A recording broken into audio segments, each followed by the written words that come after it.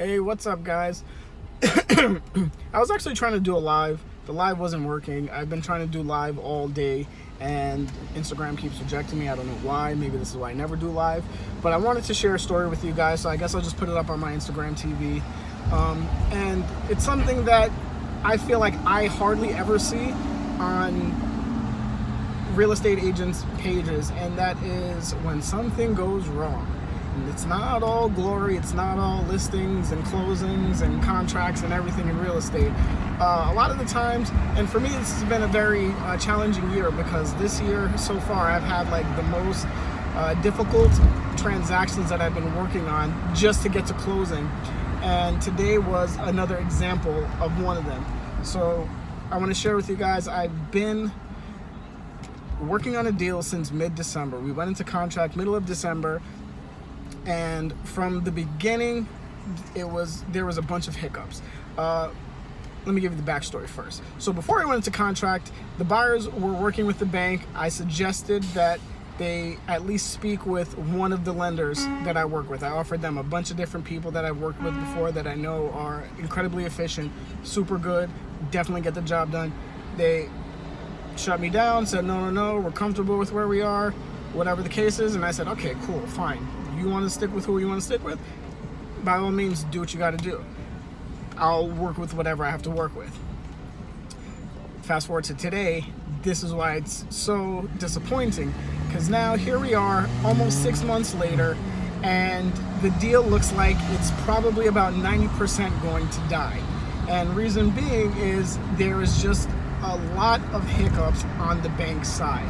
And it's frustrating, because I was putting in a lot of work, appraisals, having to go back to the house, having to take endless amount of calls, trying to make sure that they're good, trying to reassure the listing agent that they weren't going to have an issue, and I'm working with the buyers. So for it to get to this point where the deal's going to die, it's very frustrating, not only because of my commission, which, at the end of the day, I already understand I'm in this business. A lot of the time you're going to do the work and you may not come out with anything. So I understand that. But more for them, because I warned them from the beginning, at least just speak with one of my people just to ensure that you don't have any issues. And they fought me on it, which happens very rarely, but they fought me on it. And then for something like this to happen, now they're going to end up probably losing the house.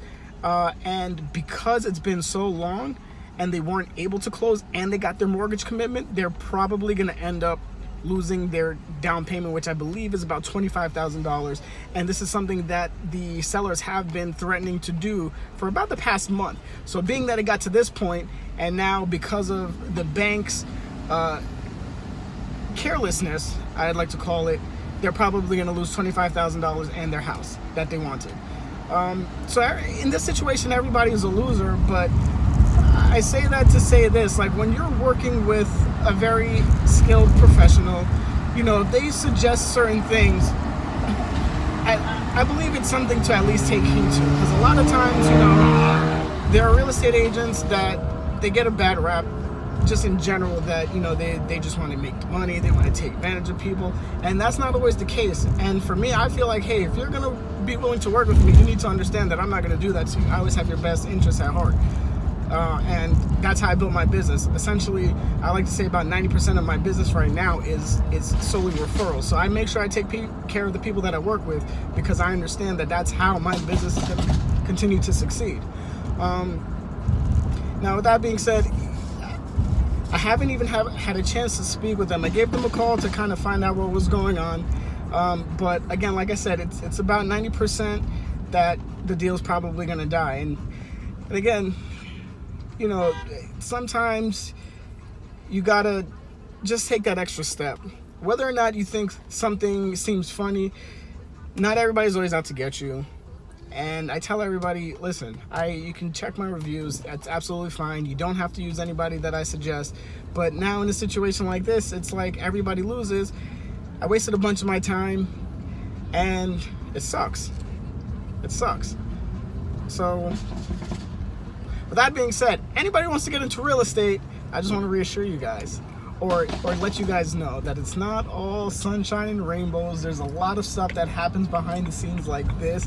There's a lot of work that you could end up putting into a transaction or multiple transactions, and they may not work in your favor.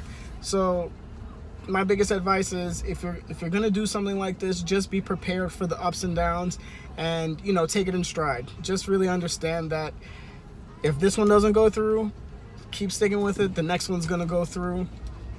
And if there's anybody out there, because I actually have been having a couple of people recently contact me about getting into real estate. If there's anybody that's looking to get into real estate, you want to know like the real of what goes on and how the business is, let me know. Contact me. I'll give you scenarios that I've been in. I'll give you my best advice for you starting out.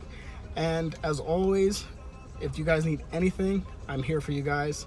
And if you have any questions about what happened in this transaction, you want to know what to look for, if you're looking to purchase a home in the near future, contact me. I can give you some tips as to what to do to avoid ending up in a situation where you lose your house and you lose your down payment and you waste almost half a year's worth of your time.